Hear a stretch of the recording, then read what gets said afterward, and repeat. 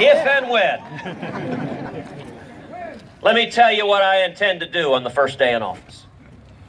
The first thing I intend to do is rescind every single illegal and unconstitutional executive action taken by this president. Yes!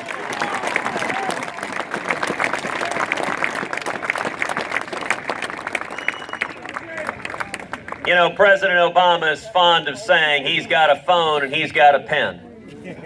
You live by the pen, you die by the pen. That's right. And my pen has got an eraser.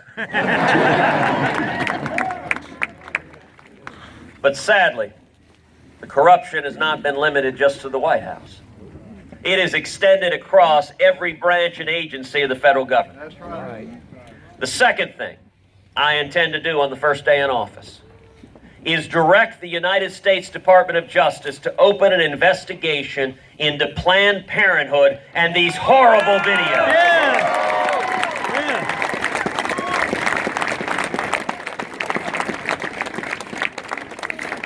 The administration of justice should be blind to party or ideology. The only fidelity at the Department of Justice should be to the laws and the Constitution of the United States. Yes. Third thing I intend to do on the first day in office is instruct the Department of Justice and the IRS and every other federal agency that the persecution of religious liberty ends today. Yes.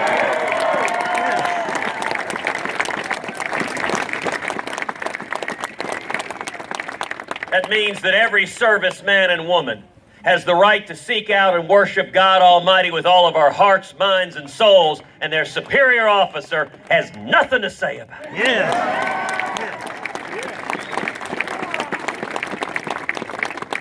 That means that the Little Sisters of the Poor, a Catholic charity that right now the Obama administration is persecuting, will find that the case against them has been dismissed. Yes.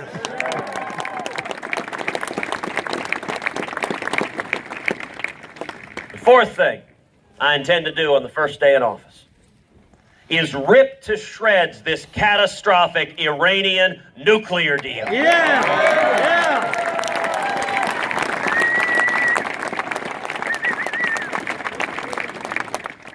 The single greatest national security threat facing America is the threat of a nuclear Iran. Yep. And we need a commander-in-chief who stands up and says unequivocally, under no circumstances will the nation of Iran, led by a theocratic Ayatollah who chants death to America, under no circumstances will Iran be allowed to acquire nuclear weapons. Yeah.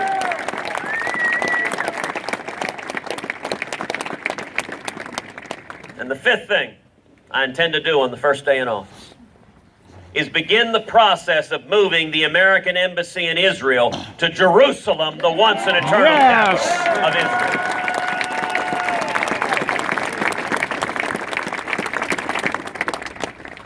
Now, you know, a whole lot of presidential candidates have made that very same promise, both Democrats and Republicans. And yet, inevitably, when they get to the White House, they don't do it. And the reason is their team comes to them and they say, if we do that, it'll make other folks in the Middle East really, really unhappy with us.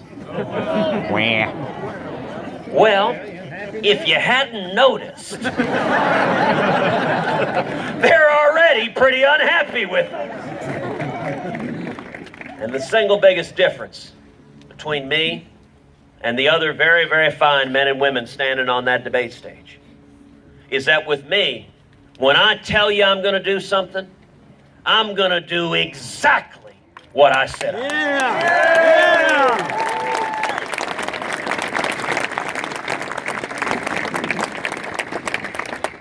Now that's day one. There are 365 days in a year. 4 years in a presidential term, 4 years in a second term.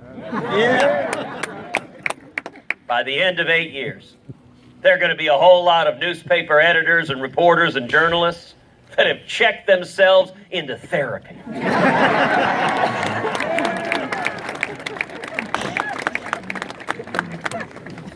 In the days that follow, I will go to Congress and we will repeal every word of Obamacare. Yeah! Yeah!